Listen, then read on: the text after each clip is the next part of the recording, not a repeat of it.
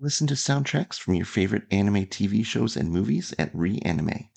Listen for free on the Live 365 app or at reanime.us. Reanime is operated by my family and I, so you know it has to be good. That's reanime.us. Hey everybody, this is Sari. And this is Sean. And we're the Simpsons Movie siblings. And we talk about the Simpsons movie. And we watch it all the time. Maybe. Every day. Yeah. And in case you are confused, this is part 2 of a 2-part episode. So if you haven't listened to part 1 on the Simpsons movie, go listen to that first. But we're going to continue where we left off, which was the family is going to try to win this truck. And the questionable legality of the Circle of Death. I just swept the Circle of Death. Wait, what was that? Was the other one? Was it the Circle of Death? That was also motorcycle related. Yeah, this one's technically the Ball of Death. And then the one from Take My Wife's Sleaze was Circle of Death. Okay, because I wrote Circle of Death in my notes. Oh. Well, I have movies.fandom.com's Simpsons movie transcript pulled up. So there. So yeah, so about that questionable legality. Yeah, like, I was just thinking, if it was me in there, I would get hurt or killed. And there had to have been, like, everyone who attempted it had to have at least get seriously injured, because that thing's a monster. They could have made this really dark and have had, like, red on the bottom. Yeah. And Homer would be like, what's that from? Nothing. Or, like, pulling the unconscious person out before Homer goes next. Oh, dear God. Having, like, one of them animated so, like, the arm goes backwards or something. Yeah. Lisa has a good idea here with, like, the physics of it. I was thinking, too, like, even with how much of a plan she has, I still wouldn't have, I mean, aside from no motorcycle experience, I wouldn't have been able to do it. I'd be terrified. I mean, we also don't have cartoon physics, so Homer kind of has a little advantage there. Wait, we don't have cartoon physics? No, you don't walk off a cliff, Sean. Even if you don't look down, you will still fall. Let me find a pen and write that down. So they end up winning the car. And that's another moment, like, where they reference it again later. Like, this seems like a throwaway scene, but it's actually very important to the end of the movie.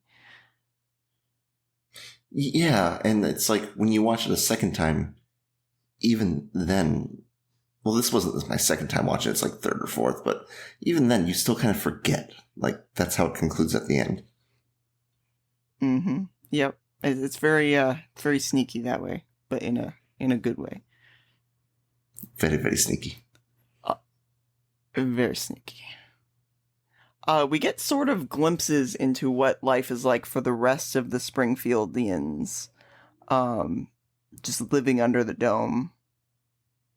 Yeah, this is where we cut to, like, the book club meeting going on, which I don't know why they only have one book in the whole town. Like, once the dome goes down, they're locked in that one book. It is Springfield. Yeah. They're not very educated. All the money was for the libraries was redirected to the Bear Patrol tax.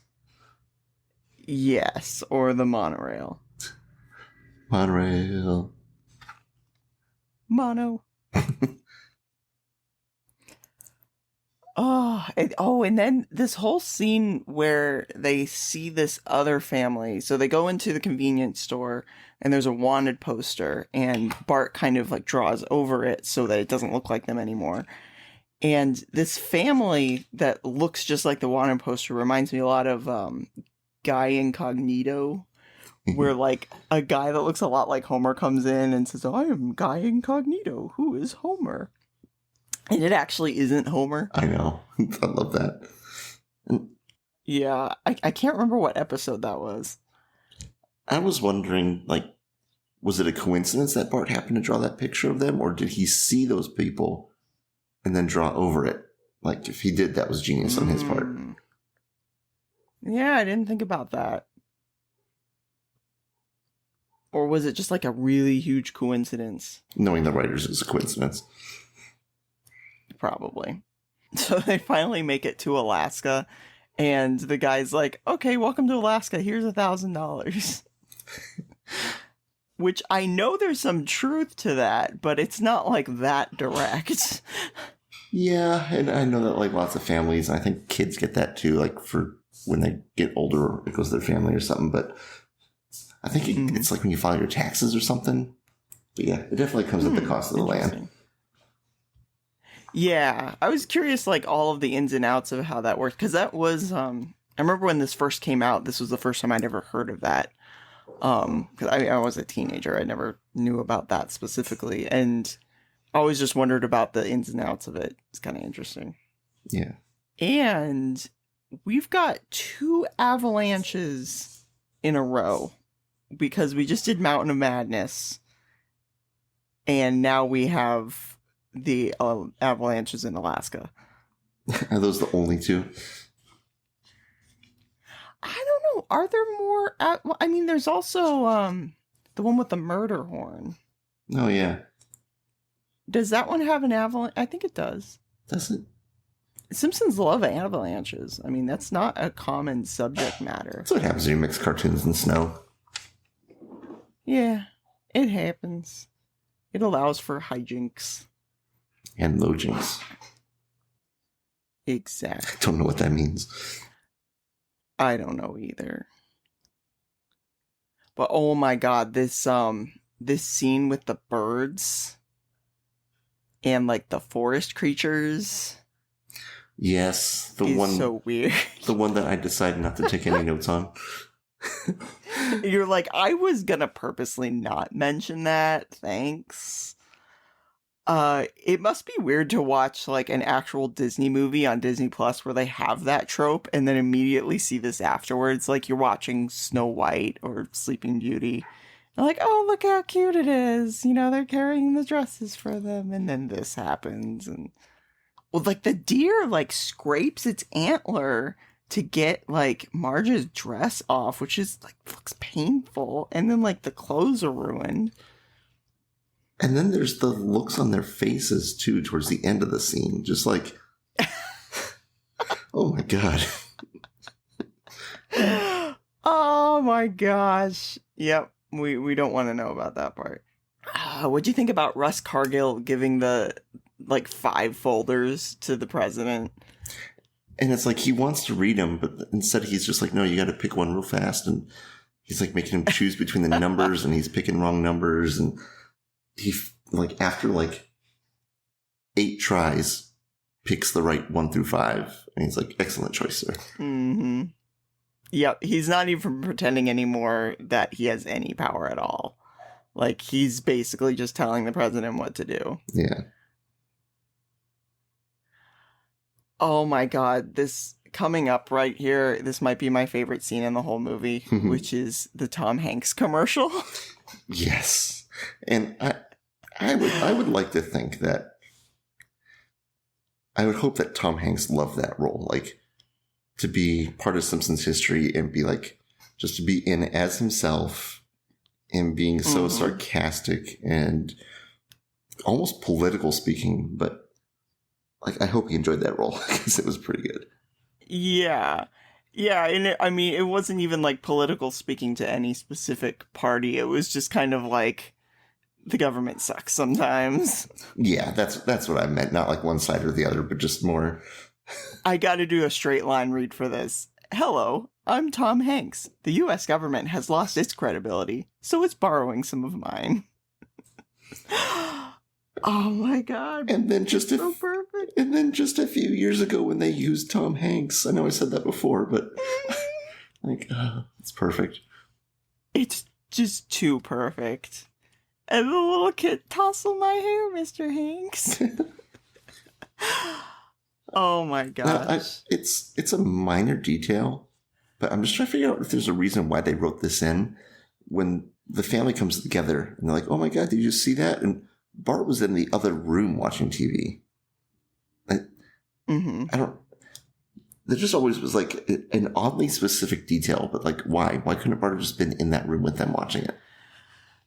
Yeah, I almost wonder if there was a scene that got cut where Bart was, watching Krusty, you Yeah. know, filming from the dome, or he was in the other room playing with toys or something that got Yeah, I cut. normally don't like look into things like that too much, but it was just like weird to me. Yeah, there was no reason for it. Mm-hmm. We get the sort of flip-flop of Homer when Marge is like, I really need you to do this for me.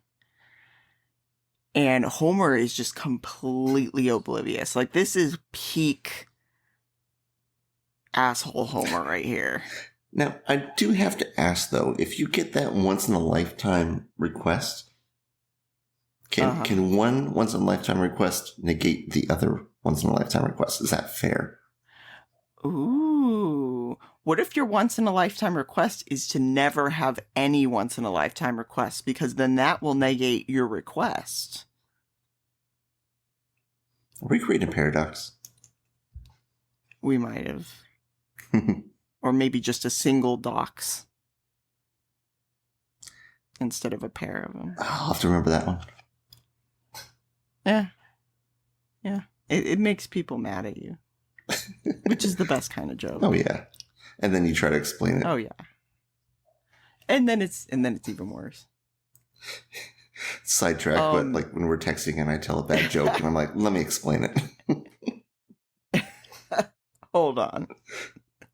What I always do with Frankie is she'll give me like this look like, oh my god, really? And I'll just wave. I'll just smile and wave. Perfect. He has like a picture of Flanders, or no, it's a picture of Homer drawn to be like Flanders.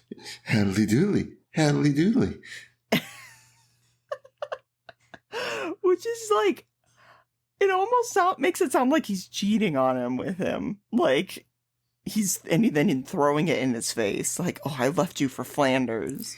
It's just like a postcard that says, wish you were her. Wish you were her. I remember that.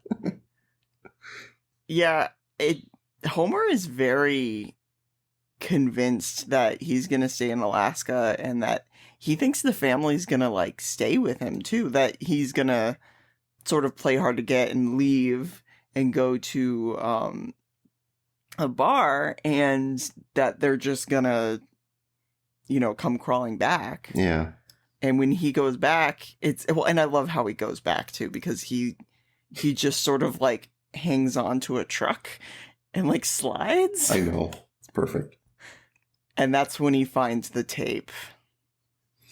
Yeah, and this is like a defining moment for their whole relationship and for the show too.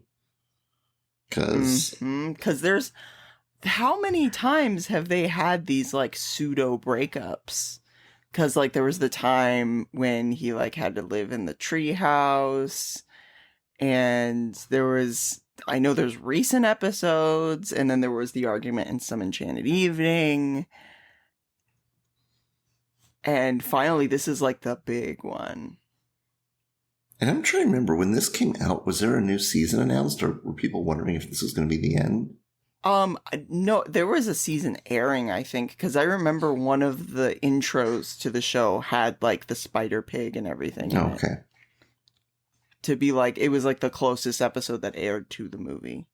I had to explain to my daughter that this was their only copy, that the way this worked was they had filmed this on a VHS tape and they didn't have any other copies of it. Like, you wouldn't make copies of it. You couldn't put it on, like, you could put it on a DVD then, but it wasn't common to be able to. This was 2007.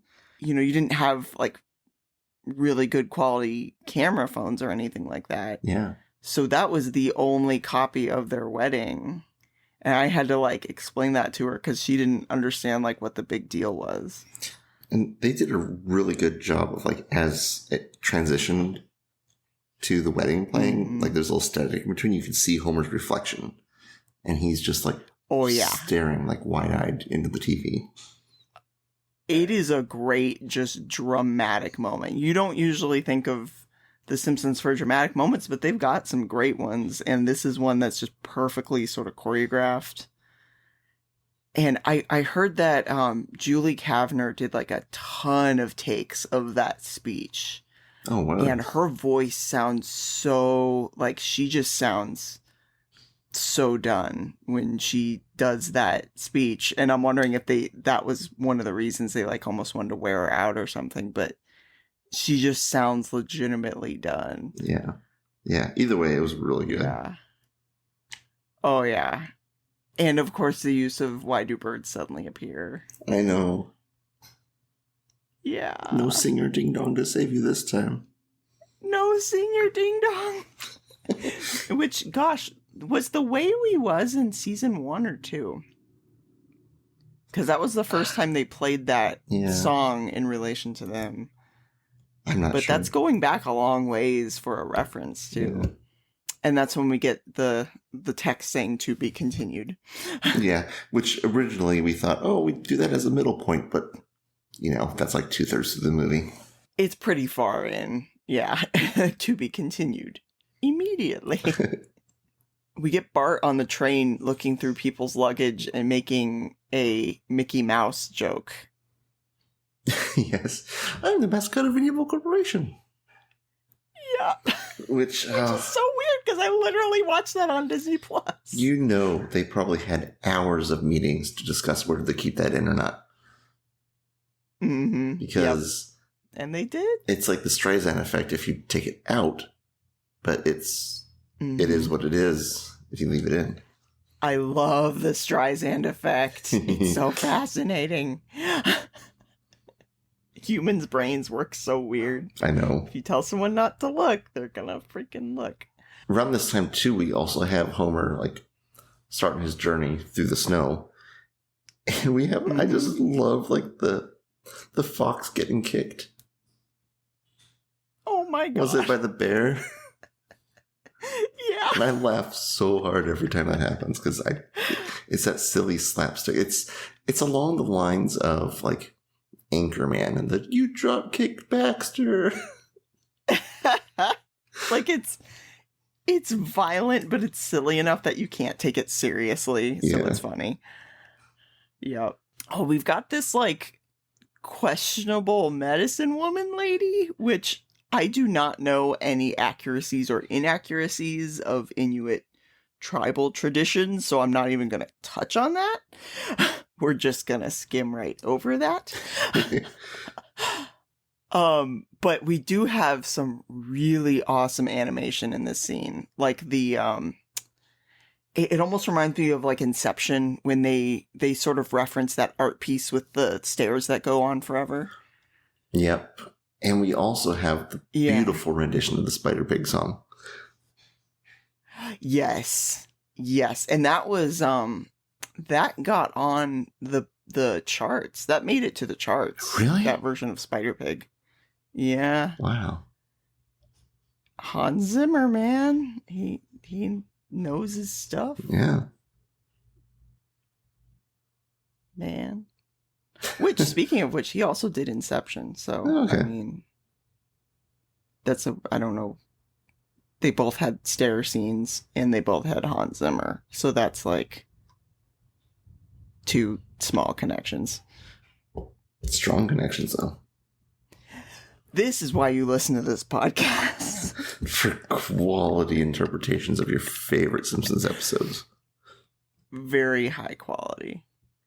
He sort of, I love that his realization sort of comes when the illusion sort of takes him apart. And he says, "Oh, do whatever you want to me. I don't care about myself anymore." And the hands like leading like, and? Mm-hmm. And he kind of realizes just sort of how to be empathetic and how his happiness is based on other people's happiness as well. And of course, then he figures out he's got to go save Springfield. Russ Cargill's able to catch Marge and the kids because the NSA actually found something.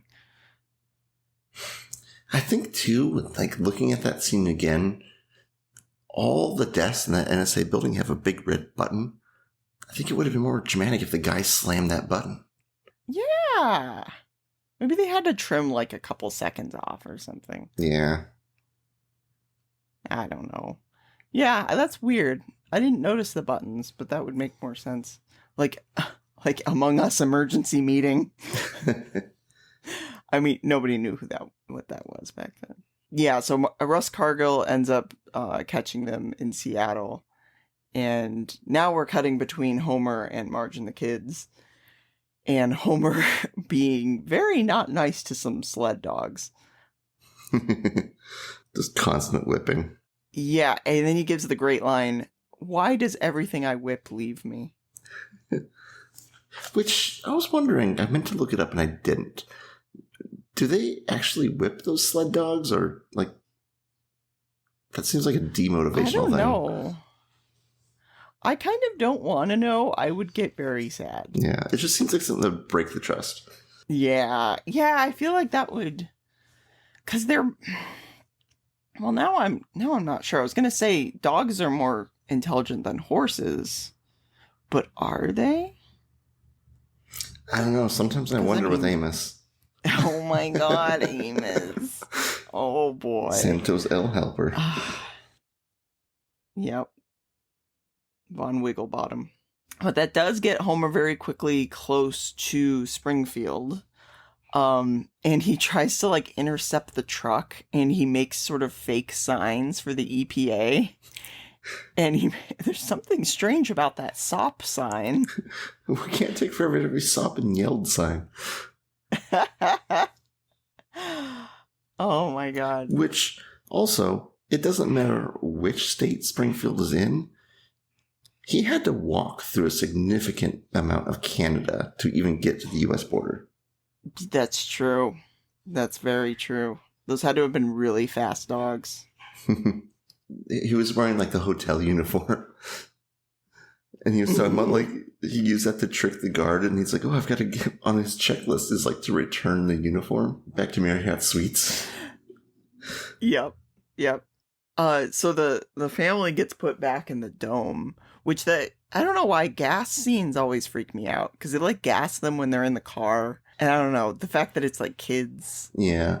The thing that always pops in my head for like gassing scenes like that, like if it was me in that situation, you don't know if it's like sleeping gas or toxin gas. Like you don't know if you're going to wake up. So maybe that always goes in my head. That like freaks me out. Ooh, yeah, that would freak me out too. That's pretty freaky. So that's when they put the bomb in the dome. Homer like sneaks into the dome and he uses super glue, which like that made me cringe a bit. Which there's a jetpack right there too. Oh my God. He could really use that flying motorcycle right now. Oh yeah. I mean, why use a jetpack when you can like pull a layer of skin off with every step up the dome? Don't say that. And then with those hands, he slides down the rope. No! Don't say that. I can't think about it. Oh my God. So they all kind of try to climb up the rope to get out, and Homer just absolutely ruins it for them. Mm-hmm. And I know it's for plot mechanics, but was there a reason they had to keep the bomb like hovered on the rope? Maybe so they don't disarm it? Somehow? Probably. They wouldn't want them tampering with it. Because you got like Frank in there who could figure it out. Yeah, Professor Frank would be able to. Yeah, and then and it's like, it says there's like 8 minutes left, and Homer kicks the bomb and it goes down to like 4 minutes. So he just like keeps making it worse and worse. I know. Speaking of which, they did have that bomb disarming robot, so that probably was a worry for them. Yeah, but that it shot itself, remember? Yeah, I know it wouldn't have made a difference anyways, but that would be a reason for them to not put the bomb directly on the ground. What was it that Wiggum said? It's like, oh, he was one day away from retirement. Oh, Bart kind of goes with Ned for a bit. And he almost doesn't want to go with Homer when he comes back on the motorcycle. And what was it? He just says, I'll let you carry the bomb. Yep, that's the thing that gets him. Like, he does know him. And I love, like, and it's so true, when he says, the man knows me, and then he does, like, a hysterical laugh. It's kind of a joke, but he does know him. He knows will turn him around, and he's just happy. Yeah, yeah. It's almost got a little bit of adrenaline in it too. Like, oh my god, we could all die. I might as well just do this for him, sort of thing. And there's a lot behind that laugh. I'm curious about. So we're going to be covering Lisa the Boy Scout, which is that weird episode with like deleted scenes, sort of thing. Mm-hmm. And in that, Martin is like an actual adult, like dressed undercover as a nerd, and that kind of makes the scene where he beats up the bullies even more kind of funny. Oh, I didn't think about that. Because he like really gives it to them. He like whacks them with like a large stick or something. And if he was holding it back all that time, then that would feel good to finally be able to do that. That empowerment that he has. Like, I just wonder what he thought after everything was like returning back to normal. Yeah, it's interesting. I like this exchange too, where Homer tells him, "You've only got one shot to throw the bomb through the hole. Dad, in case I miss, I'm sorry I said I wish you weren't my father." Like that, in a way, Bart has some of that same self-doubt that Homer has. That he's going to make a mistake and ruin everything. Yeah, and it's just like, no matter how much he screws up, Homer does try to reconcile things, and I don't know. Yeah. It's like there's still, no matter what happens, even with everything with like the wedding tape being taped over and everything, there's still the bonds there, and that'll always be part of the family. Yeah. Of course, the dome does explode, that he does make it. I loved this. I did not notice this the first several times I saw this movie, but when they go over Springfield Gorge, the ambulance that crashed carrying Homer in it during that episode is still there, crashed against the tree. Yep. I think I noticed that the first time I saw the movie too. And just oh my god. Those little attentions to detail. I love it. And again, that's like a season 1 or 2 episode, so they're really reaching back. Yeah. Oh, it's so good. And then Dr. Nick just dies. Yeah, which that's where we questioned before if this is canon or not. Which, like, could they have put that in there as like a demonstration that this is not canon? Yeah, because they did bring him back. Like, he still came back afterwards to more episodes. Yeah. So, I don't know. I feel like if it wasn't canon, though, they could have done more crazy things. Yeah. But, whatever. Maybe it just injured him and he fell unconscious. Yeah, injured him by, like, severing his body in half? A wizard did it. And so there's still that one last face-off with Russ Cargill. I don't know. The Treasure of I'm a Wiener joke never sat with me very well. Like, it's not, like, super funny to me. Yeah, they could have... I know it's a throwback to the old Mo jokes, but yeah, they could have done better. Yeah, but I feel like they could have... I don't know. It's too direct. Like, the Mo ones, they were usually this name, last name, this. So there was, like, some steps to it. This was just saying, I'm a wiener. Yeah. It was just kind of like, okay. I don't know. Maybe it's just a personal thing. But we do have Maggie saving the day at the last minute. Yes.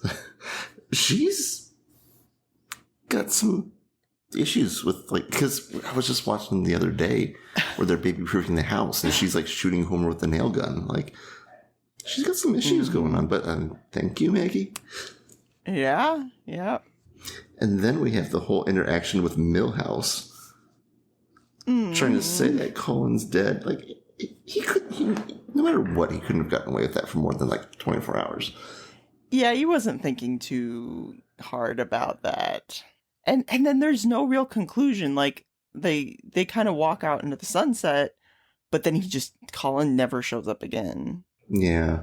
Which, I don't know, it'd be nice to maybe have Lisa have a season-long recurring boyfriend or something. Yeah, like shake things up a little bit. Yeah. And poor Santa's little helper. I did things no dog should do. They will haunt me forever. What did he do? I would love to know. Poor boy. Yeah, because like he was off on his own because the whole family was gone. Yeah. And what about Snowball too? What was it when Grandpa was watching him? Like, which one of you is the cat? Oh no, it's which one of you is the mailman? Yeah, that's it. And they both look at each other. And they just kind of slowly look at each other. I love that so much. And then we get this real like sort of redemption moment where Homer picks up Marge in the motorcycle and they have that like epic kiss moment. And yeah, I feel like this roof scene at the end with Homer and Bart on the roof, I feel like that was almost added to sort of end the movie on a laugh instead of an awe. Yeah, because you kind of have to with The Simpsons. Like, even in most episodes, like, it ends on an awe moment and then there's like a last joke by Homer or something. Yeah. And that's a Simpsons movie. Yeah. Which there is some cool fun stuff during the credits, where you get... I like that they have the pictures where they show every single character that is voiced by each person. I really like that too, because like, we know a lot of these, but even then, it's cool to see the visual representation of it. Mm-hmm. And I feel like, especially nowadays when a lot of big budget movies have like, a lot of big budget animated movies will have celebrity voice actors. I feel like the people who just do voice acting for voice acting don't get enough credit. Yeah. Yeah.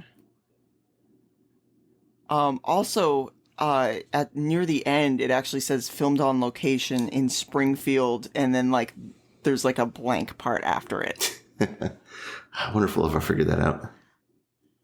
Yeah. And what does Maggie say at the end? Sequel? Mm-hmm. Which I'm thinking she's not talking about the database computer program. And is instead implying that they're gonna make another one, which I keep I hear rumors every once in a while, like they're gonna go into production, and then nothing happens. And well, what do you think the sequel would be about? I don't know. Maybe we will do a special episode on it. Hey, we should make that available to our patrons. Yes, maybe we've already recorded it and are gonna be uploading it soon. That would be cool. That would be crazy. But yeah, that's a weird, awkward way to say that.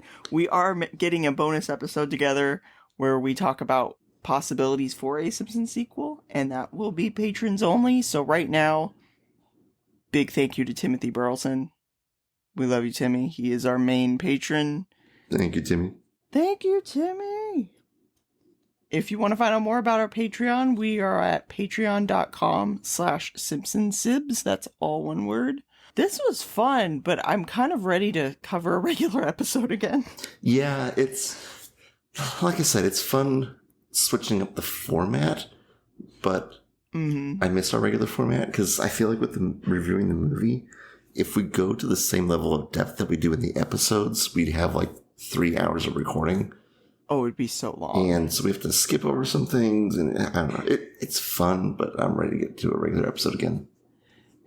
Yeah. Real quick, let's get some of our socials out there. We've got twitter.com/SimpsonsSibs, all one word, and we have youtube.com/@SimpsonsSibs. And on there, we have fun facts shorts, where we tell you fun facts about each episode. And subscribing to that helps us out a lot, and you don't have to pay a darn thing. So if you want to help the channel, but you don't want to contribute on Patreon, hit that subscribe button on our YouTube, and it's a huge help. Go ahead and join us next time. We're going to be covering an episode chosen by Sean's fiance. Ooh. Because she loves The Simpsons too.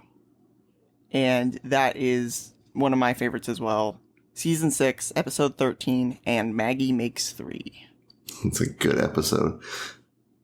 It's good. It's got the laughs, it's got the feels, it's got everything you need. So definitely listen to that. Oh no, you can't listen to it before watching the episode. We're recording this on a Friday at 9:20 p.m. Watch that episode before you listen to get the full experience. Until next time, bye everybody.